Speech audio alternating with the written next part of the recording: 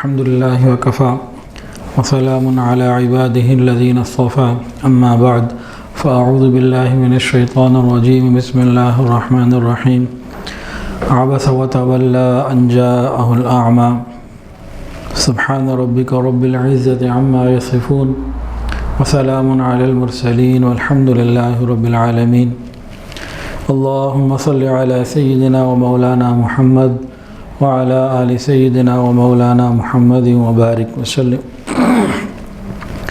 اللهم صل على سيدنا ومولانا محمد وعلى آل سيدنا ومولانا محمد وبارك وسلم۔ آج ایک ایسے صحابی کا ذکر کرنا ہے جو نابینا تھے، ظاہری آنکھیں ان کی نہیں تھیں لیکن باطن کی آنکھیں تھیں۔ ان کے لیے قرآن مجید 2 مرتبہ نازل ہوا۔ ایک مرتبہ تو 16 آیات سورہ عبسہ کی اتری، اور ایک مرتبہ صرف ایک اتنا سا جملہ غیر اولی الضرر اتنا نازل ہوا۔ یہ عظیم صحابی حضرت عبداللہ ابن ام مکتوم رضی اللہ تعالیٰ عنہ کہلاتے ہیں، ان کا نام ہے۔ قریشی ہیں، مکہ مکرمہ کے باشندے ہیں، اور حضور صلی اللہ علیہ وسلم کے قریبی رشتہ دار ہیں۔ وہ ام المؤمنین حضرت خدیجہ الکبریٰ رضی اللہ تعالیٰ عنہ کے ماموزاد بھائی تھے۔ ان کے والد کا نام قیس ابن زائدہ تھا اور والدہ کا نام عاتقہ بنت عبداللہ تھا، اور یہ عبداللہ ابن ام مکتوم رضی اللہ تعالیٰ عنہ کے نام سے یہ مشہور تھے، اور اہل عراق ان کو عمر کے نام سے یاد کیا کرتے تھے۔ نبی علیہ السلام نے جس وقت توحید کی دعوت دی، کلمے کی دعوت دی، اسی وقت شروع میں ہی یہ مسلمان ہو گئے تھے۔ حضرت عبداللہ ابن ام مکتوم رضی اللہ تعالی عنہ، اللہ نے ان کے سینے کو ایمان کے لیے کھول دیا، اور مسلمانوں کی اس انتہائی مبارک جماعت میں شامل ہو گئے جس نے شروع سے ہی کلمہ پڑھا، توحید کو قبول کیا، اور پھر کفار کی بڑی بڑی پریشانیوں کو جھیلا۔ لیکن ان تکلیفوں سے ان کی ثابت قدمی میں کوئی کمی نہ آئی، بلکہ استقامت بڑھتی چلی گئی۔ صحابہ کرام نبی علیہ السلام سے دین حاصل کرنے آتے رہتے تھے۔ نبی علیہ السلام کو جو اللہ بتاتے، قرآن وہ سناتے، دین کی باتیں بتاتے، نبی علیہ السلام سے محبت، آپ کی صحبت، یہ بہت شوق تھا صحابہ کو، آتے تھے۔ حضرت عبداللہ ابن ام مکتوم رضی اللہ تعالیٰ عنہ کو یہ شوق بہت زیادہ تھا، اوروں سے بھی زیادہ تھا۔ وہ قرآن مجید کی کوئی آیت آتی اس کے لیے بڑے حریص ہوتے، اس کو یاد کرنے میں، پڑھنے میں، اور نبی علیہ السلام کی زیادہ سے زیادہ صحبت اٹھانے کی کوشش کرتے، اور ہر موقع کو غنیمت جان کے نبی علیہ السلام کی مجلس میں پہنچ جاتے، تیزی سے آتے۔ اور کبھی کبھی تو ایسا ہوتا کہ صحبت اور محبت کے شوق میں اور زیادہ وقت لینے کے شوق میں دوسروں کا وقت بھی لے لیتے، اتنی کثرت سے آتے تھے، تو دوسروں کے حصے کا وقت بھی کبھی کبھی وہ لے لیا کرتے تھے۔ یہ نارم ان کا تھا، ایک روٹین چل رہی تھی۔ ان دنوں میں نبی علیہ السلام خاص طور سے قریش کے سرداروں کی طرف متوجہ تھے، بڑی شدت کے ساتھ۔ آپ کے دل میں تمنا ہوتی تھی کہ بڑے بڑے جو چند سردار ہیں، یہ اگر کلمہ پڑھ لیں گے تو مسئلہ ہی حل ہو گیا، سارا مکہ مسلمان، پھر آگے عرب بھی، کام آسان۔ چلو اگر یہ کلمہ نہیں پڑھتے، کم سے کم ان سے رابطے، تعلق، محبت اور رابطہ ایسا ہو جائے، کوئی آنا جانا ایسا ہو جائے، ان کے دلوں میں نرمی پیدا ہو جائے، جو یہ مسلمانوں کو تکلیفیں پہنچاتے ہیں وہ تو نہ پہنچائیں، چلو اس درجے کی کوئی بات ہو جائے۔ تو حضور صلی اللہ علیہ وسلم اصل تو یہی چاہتے تھے کہ کلمہ پڑھ لیں، لیکن چلو اگر ابھی کلمہ نہیں پڑھ رہے تو کم سے کم یہ مسلمانوں کو تنگ کرنا تو چھوڑ دیں۔ تو نبی علیہ السلام ان سے گفت و شنید کیا کرتے تھے۔ انہی دنوں میں، انہی حالات میں ایک مرتبہ نبی علیہ السلام قریش کے سرداروں کے ساتھ، جو بڑے بڑے سردار تھے، اس میں ابو جہل بھی تھا، اور امیہ بن خلف، ولید بن مغیرہ، عتبہ بن ربیعہ، اور شیبہ بن ربیعہ، یہ سب لوگ موجود تھے، اور نبی علیہ السلام ان سے بات کر رہے تھے۔ اچھا، ان سرداروں کی بھی عادت یہ تھی کہ جب ہم سے گفتگو کر رہے ہیں تو پھر ادھر ادھر کی کوئی اور جو ہے نا شرکت انہیں گوارا نہیں ہوتی تھی کہ بھئی ہمیں آپ پروٹوکول کے ساتھ بات کریں، ان کی ایک شان اپنے اندر محسوس کرتے تھے وہ۔ تو خیر، نبی علیہ السلام ان کے ساتھ جو ہے نا ایک سنجیدہ مجلس چل رہی تھی، ان کو دین کی دعوت دینا، ان کے دلوں کو نرم کرنا، اور یہ سارے سلسلے جو ہے نا وہ چل رہے تھے۔ اتنے میں ابھی گفتگو چل رہی ہے، حضور صلی اللہ علیہ وسلم ان کفار مکہ کو جو بڑے بڑے سردار ہیں، سرداران قریش، ان کو دین کی باتیں، ان کو ذرا نرم کرنے کے لیے باتیں کر رہے ہیں۔ اتنے میں عبداللہ ابن ام مکتوم رضی اللہ تعالیٰ عنہ، اب وہ ظاہری طور پہ تو نابینا تھے، لیکن نبی علیہ السلام کی خوشبو کو محسوس کر کے آ گئے۔ نبی علیہ السلام بیٹھے میں بات ہو رہی ہے تو فوری طور پر انہوں نے تو مجلس کی اس سنجیدگی کو اور اس کیفیت کو، جو اس کی نزاکت تھی، اس کو محسوس نہیں کیا، نظر ہی نہیں آتا تھا ان کو۔ انہوں نے فوری طور پر آتے ہی کہا یا رسول اللہ علمنی مما علمک اللہ، یا رسول اللہ اس علم میں سے مجھے سکھائیے جو آپ کو اللہ نے سکھایا۔ دین کی طلب میں آئے، نبی علیہ السلام نے ان کی طرف توجہ نہیں فرمائی، ان سے بات کرتے رہے کفار مکہ سے، بلکہ آپ کے چہرے پہ ناگواری کے چند آثار ظاہر ہو گئے۔ آپ کے دل کی یہی لگن تھی کہ بھئی ان کو ذرا بات کر لوں، اب اس توجہ سے سن رہے ہیں، یہ تو اپنا آدمی ہے، اس کو ذرا 10 منٹ بعد ڈیل کر لیں گے تو روز ہی آتے ہیں۔ بھئی دیکھیں، ہمارے سامنے 2 مریض ہوں، ایک نزلے زکام کا پیشنٹ ہو اور ایک ایمرجنسی کا پیشنٹ ہو، تو نزلے زکام والے کو کہیں گے ذرا تھوڑی دیر ٹھہر جاؤ بھائی، دیکھتے ہیں پہلے ذرا یہ ایمرجنسی کو ذرا نمٹا لیں پھر دیکھتے ہیں۔ یا کوئی کینسر کا بڑا پیشنٹ ہو، اب ان کو تو کفر کا کینسر تھا، اور یہ تو مزید سیکھنے آ رہے تھے، ایمان کی حالت میں تھے اور بہترین حالت میں تھے۔ خیر نبی علیہ السلام نے جو ہے نا ان کی طرف توجہ نہ فرمائی، اور چہرے پہ ناگواری کے اثرات بھی کچھ آئے، اور آپ کفار مکہ سے، قریش مکہ کے جو سردار سے بات کرتے رہے۔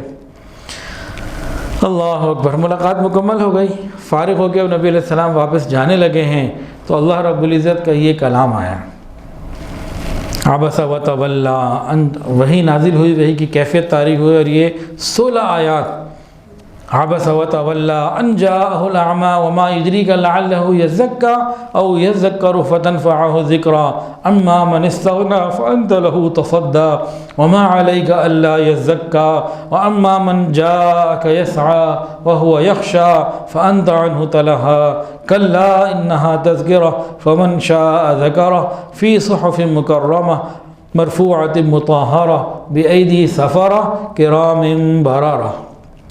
16 آیات آئیں تو شروع ہوئے بے رخی برتی اس بات پر کہ وہ نابینا آپ کے پاس آئے، آپ کو کیا خبر کہ شاید وہ سدھر جائیں اور نصیحت پر دھیان دیں، اور نصیحت کرنا ان کے لیے نافع ہو۔ جو شخص بے پرواہی برتتا ہے اس کی طرف تو آپ توجہ فرما رہے ہیں، حالانکہ اگر وہ نہ سدھرے تو آپ پر اس کی کیا ذمہ داری ہے؟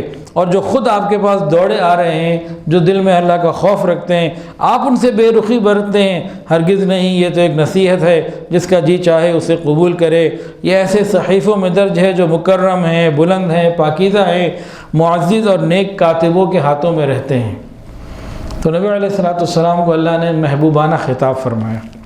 اللہ اکبر، یہ 16 آیات تھیں عبداللہ ابن ام مکتوم رضی اللہ تعالیٰ عنہ کی شان میں نازل ہوئیں، آج تک پڑھی جا رہی ہیں، قیامت تک ان کی تلاوت ہوتی رہے گی اور ان کی شان یہاں سے ظاہر رہے گی۔ اس دن کے بعد سے رسول اللہ صلی اللہ علیہ وسلم حضرت عبداللہ ابن ام مکتوم رضی اللہ تعالیٰ عنہ کا بہت زیادہ خیال فرمانے لگے۔ جو آتے آپ ان کو مجلس میں قریب بٹھاتے، ان کی توجہ سے سنتے، ان کی بات کو سمجھتے، ان کی ضروریات کا خیال رکھتے، ان کی خیر خیریت حال احوال لیتے، آپ بہت زیادہ پھر ان کا اکرام کیا کرتے تھے۔ کہ کیوں ایسا تھا کہ اللہ رب العزت نے ان کے لیے قرآن اتارا تھا۔ جب نبی علیہ السلام اور اہل قریش، یعنی نبی علیہ السلام اور اہل ایمان پر قریش مکہ کی طرف سے تکلیفیں زائد ہو گئیں اور ان کے ظلم و ستم کی کوئی انتہا نہ رہی، تو حضور صلی اللہ علیہ وسلم کو اللہ نے اجازت دی کہ صحابہ کو کہیے کہ یہ مدینہ جائیں۔ تو مدینہ طیبہ جو 2 صحابی سب سے پہلے گئے تھے، حضور سے بھی پہلے، سب سے پہلے ان 2 میں سے ایک یہ تھے۔ ایک تھے مصعب ابن عمیر رضی اللہ تعالیٰ عنہ، جنہوں نے پورے مدینہ کو قرآن کی دعوت سے بھر دیا تھا، اور دوسرے تھے حضرت عبداللہ ابن ام مکتوم رضی اللہ تعالیٰ عنہ، یہ بھی وہاں پر قرآن لوگوں کو سکھاتے اور دین کی محنت کرتے۔ تو دونوں دوست جب وہاں پہنچے تو اہل مدینہ، انصار مدینہ کو ایمان کی دعوت دینا، ان کو قرآن سکھانا، انہوں نے یہ کام کیا۔ پھر نبی علیہ السلام بھی مدینہ طیبہ ہجرت کر کے تشریف لے آئے، اور آپ نے مسجد قباء پہلے تعمیر کی، پھر مسجد نبوی شریف صلی اللہ علیہ وسلم آپ نے تعمیر کی، تو آپ صلی اللہ علیہ وسلم نے مسجد نبوی شریف میں 2 مؤذن مقرر کیے۔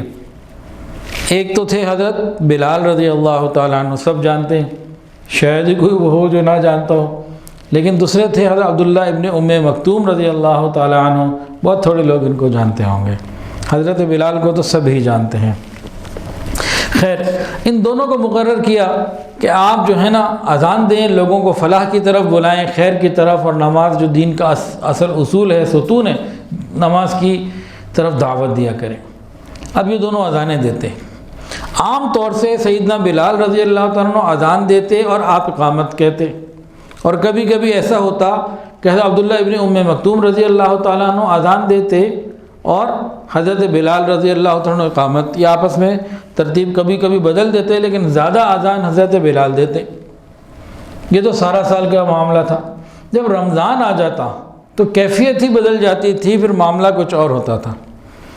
اس میں رمضان میں کیا ہوتا تھا، 2 اذانیں ہوتی تھیں، ایک سحری کی اذان ہوتی تھی اور ایک جو ہے وہ تہجد، یعنی کہ ایک سحری کی اذان ہوتی تھی اور ایک فجر کی اذان ہوتی تھی، 2 اذانیں ہوتی تھیں۔ تو ایک سحری کے لیے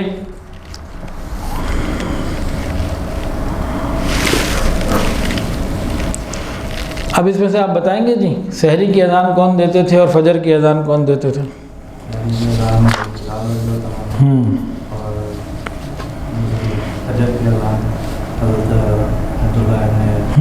بالکل ٹھیک، سحری کی اذان دیتے تھے حضرت بلال رضی اللہ تعالیٰ عنہ۔ اس میں ایک تو یہ مقصد ہوتا تھا کہ تہجد کا وقت ہو گیا، سحری کا وقت ہو گیا، سوتے ہوئے جاگ جائیں، تیاری کر لیں، اور جو جاگ رہے ہیں ان کو بھی اندازہ ہو جائے کہ وقت اب قریب آ رہا ہے۔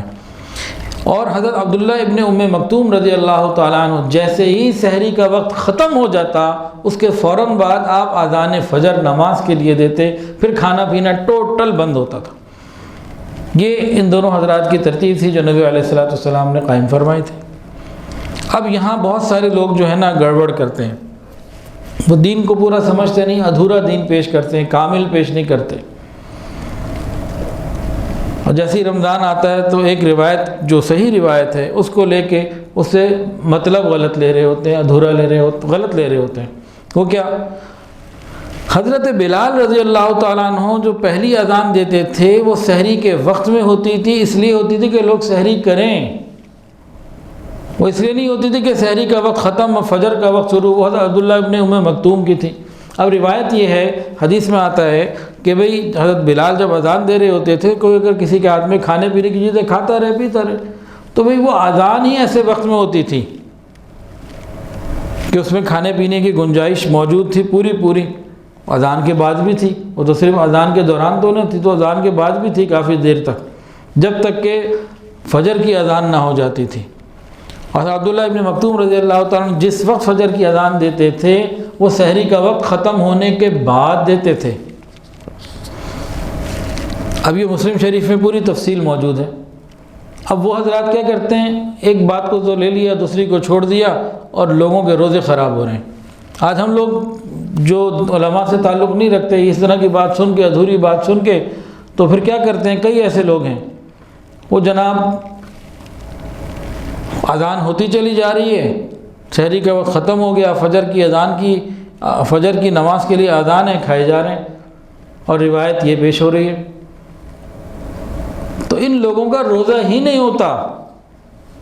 اور آج کل تو بہت آسانیاں اللہ نے عطا فرما دی ہیں، ہم سب کے پاس ایک ٹائم ٹیبل ہے، تو جس شہر کا بھی جو ٹائم ہے، مثال کے طور پر لاہور کا ٹائم ہے 4:16 یا 15 پر آ جائے گا صبح، تو 4:13 پہ چھوڑ دیں، 2-3 منٹ پہلے مکمل کر لیں۔ وقت داخل ہونے کے بعد اذان ہوئی یا نہیں ہوئی، کچھ کھا لیا تو روزہ نہیں ہوا۔ اور اگر ایک دن امام صاحب سوتے رہ گئے، مؤذن صاحب اذان انہوں نے 20 منٹ بعد دی، کیا 20 منٹ تک کھاتے رہیں گے؟ تو ایسی بات نہیں ہے، تو بات کو سمجھنے کی ضرورت ہے۔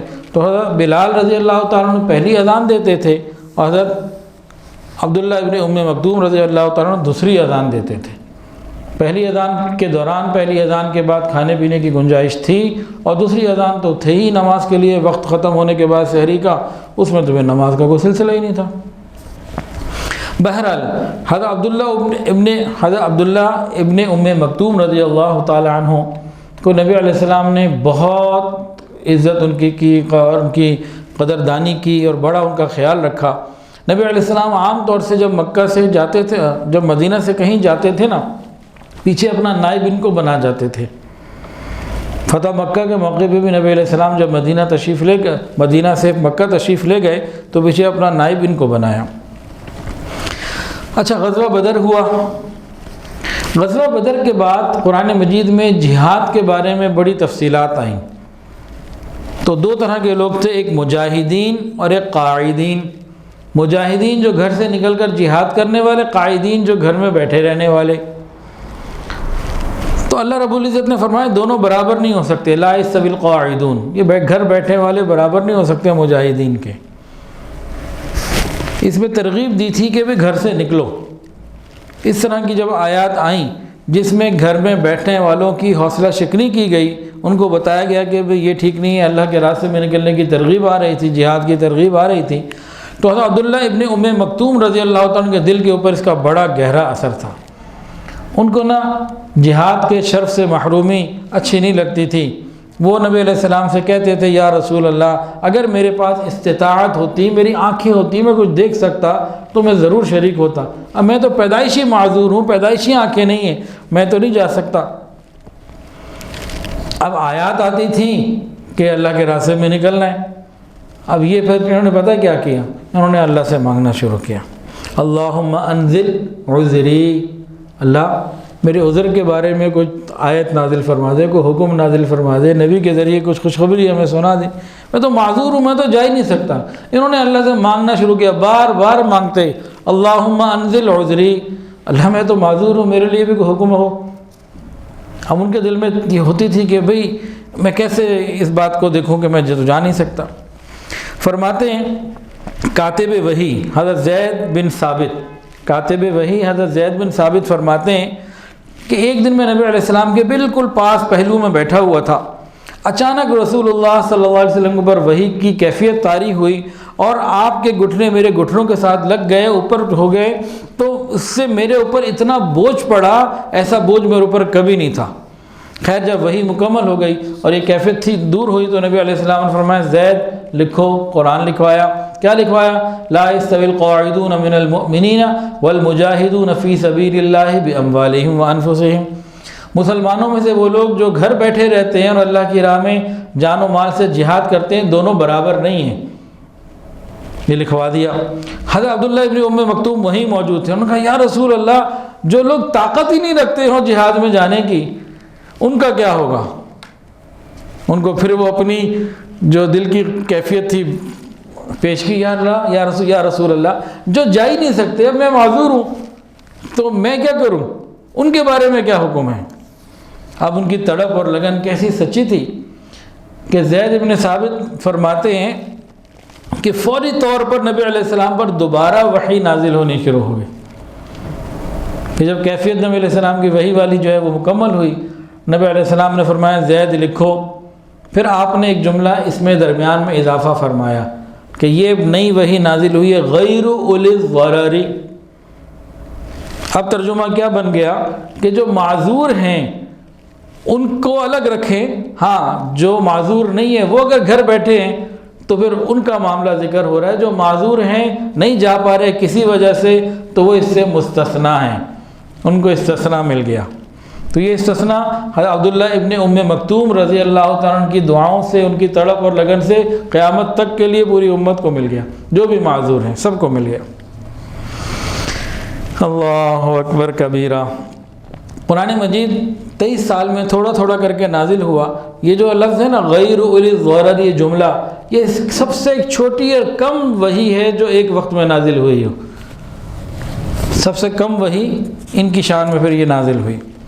لیکن بہرحال اب حکم بھی آ گیا، اجازت اور رخصت بھی مل گئی، لیکن یہ حضرات تو رخصت پر عمل کرنے والے نہیں تھے۔ جیسے ہم تو ہر جگہ دیکھتے ہیں نا، کہاں سے کوئی شارٹ کٹ ملے، یہ تو عظیمت والے، بڑھ کے آگے چلنے والے تھے، انہوں نے اب کہنا شروع کیا میں نے بھی جہاد پہ جانا ہے، میں نے بھی جانا ہے، اور انہوں نے خود اپنے لیے پھر خود ہی ذمہ داری بھی متعین کر لی۔ کہنے لگے مجھے 2 صفوں کے درمیان کھڑا کر کے جھنڈا میرے ہاتھ میں دے دیا کرو، میں اسے بلند رکھوں گا اور اس کی حفاظت کروں گا، آنکھیں تو میری ہے ہی نہیں، میں نے بھاگنا کدھر ہے۔ اب ذرا یہاں غور کریں ان کے حوصلے کو۔ ایک آدمی اس کی آنکھیں بھی ہیں، وہ جناب جب جھنڈا پکڑ کے علم پکڑ کے کھڑا ہو تو خطرے کے ماحول کو دیکھ کے دائیں بائیں تو ہو سکتا ہے نا، کوئی دشمن حملہ کر رہا ہو، تلوار مار رہا ہو، تیر مار رہا ہو، تو تھوڑا سا تو اپنا بچاؤ کر سکتا ہے، کوئی ڈھال آگے کر سکتا ہے، سر نیچے کر سکتا ہے، کسی کو آواز دے سکتا ہے، کچھ تو کر سکتا ہے۔ لیکن ایک نابینا آدمی، ان کا جذبہ خود غور کر لیں کہ کیسا معاملہ ہوا۔ حضرت عمر بن خطاب رضی اللہ عنہ کے زمانے میں جب انہوں نے فیصلہ کر لیا کہ ایرانیوں سے ایک فیصلہ کن جنگ ہو جائے اور ایک ہی دفعہ جو ہے نا معاملہ طے ہو جائے، تو انہوں نے سارے گورنروں کو خط لکھا اور بہت سارے لوگوں کو مدینہ بلایا، اور پھر وہاں سے ایک بہت بڑا لشکر سعد ابن ابی وقاص رضی اللہ تعالیٰ عنہ کی معیت میں بھیجا۔ یہ قادسیہ گئے، جنگ قادسیہ جو مشہور ہے، جنگوں کی تاریخ میں ایسا زبردست معرکہ اور ایسی مثال بہت کم کہیں ملتی ہے۔ اس جنگ میں ہزاروں مسلمان شہید ہوئے، لیکن تیسرے دن یوم حریر کو اللہ رب العزت نے مسلمانوں کو وہ عظیم کامیابی عطا فرمائی کہ ایران کی پوری حکومت ختم ہو گئی، کسریٰ کی سلطنت ختم ہو گئی، اور پوری اس جگہ کے اوپر جو بت پرستی اور شرک کا ماحول تھا وہ بھی پھر آہستہ آہستہ ختم ہوا اور توحید کا جھنڈا پھر لہرانے لگا۔ تو اس دن دنیا کی اس عظیم ترین مملکت اور سلطنت کا خاتمہ مسلمانوں کے ذریعے ہوا۔ اللہ نے مسلمانوں کو جو ہے وہ فتح عطا فرمائی۔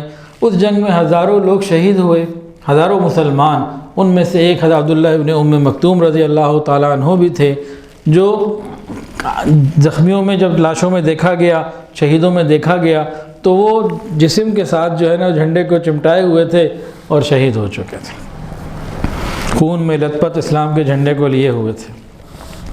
تو یہ صحابہ کرام کی باتیں ہم روز سن رہے ہیں۔ اللہ تعالی ہمیں بھی استقامت عطا فرمائے دین پر چلنے کی۔